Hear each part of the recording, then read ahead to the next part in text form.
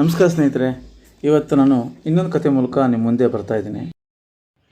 ಕತೆ ಹೆಸರು ಆಸೆ ಬುರುಕ ನಾಯಿ.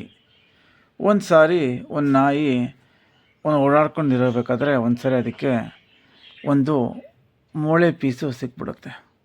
ಅದು ನೋಡೋಕ್ಕೆ ತುಂಬ ಖುಷಿ ಆಗ್ಬಿಡುತ್ತೆ. ವಾವ್, ಇವತ್ತು ನನ್ನ ಲಕ್ಕಿ ಡೇ ಅಂದ್ಬಿಟ್ಟು ಆ ಮೂಳೆ ಕಚ್ಕೊಂಡು ತಿಂದು ನೆಕ್ಕಿ ಎಲ್ಲ ಇದು ಮಾಡುತ್ತೆ. ಅದರಲ್ಲೇ ಆಟ ಆಡ್ತಾನೆ ಇರ್ತದೆ. ಆ ನಂತರ ತೊಗೊಂಡು ಆ ಮೂಳೆ ಪೀಸನ್ನು ಬಾಯಲ್ಲಿ ಕಚ್ಕೊಂಡು ನಡ್ಕೊಂಬರ್ತಾ ಇರುತ್ತೆ. ಬರೋಬೇಕಾದ್ರೆ ಒಂದು ಸಣ್ಣ ನದಿ ಇರುತ್ತೆ. ನದಿಯಲ್ಲಿ ಒಂದು ಸಣ್ಣ ಸೇತುವೆ ಕೂಡ ಇರ್ತದೆ.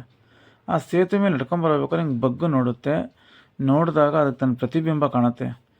ಇದೇನು ತಿಳ್ಕೊಳತ್ತೆ, ಅಯ್ಯೋ ನಂತರ ನಾಯಿ ಇದೆಯಲ್ಲ ಒಳಗಡೆ, ಅದು ಕೂಡ ಬಾಯಲ್ಲಿ ಮೂಳೆ ಕಚ್ಕೊಂಡಿದೆಯಲ್ಲ, ಎಂಥ ಇದು, ಅದನ್ನ ಹಿಡ್ಕೊಬೇಕು ಅಂತ ಬಾಬು ಅಂತ ಬೊಗಳ್ಬಿಟ್ಟು ಹಾರುತ್ತೆ. ಹಾರಿದಾಗ ಬಾಯಲ್ಲಿರೋ ಮೂಳೆ ಬಿದ್ದು ಹೋಗ್ಬಿಡುತ್ತೆ. ಎಷ್ಟು ಬೊಗಳಿದ್ರು ಕೂಡ ಅದು ವಾಪಸ್ ಸಿಗೋದೇ ಇಲ್ಲ. ಕೊನೆ ತನ್ನ ಪಶ್ಚಾತ್ತಾಪಕ್ಕೆ ನಾನು ಆಸೆ ಪಟ್ಟಿದ್ದಕ್ಕೆ ನನಗೆ ಕಳ್ಕೊಂಡೆ ಅಂದ್ಬಿಟ್ಟು ಅಲ್ಲಿಂದ ಹೊರಟೋಗುತ್ತೆ.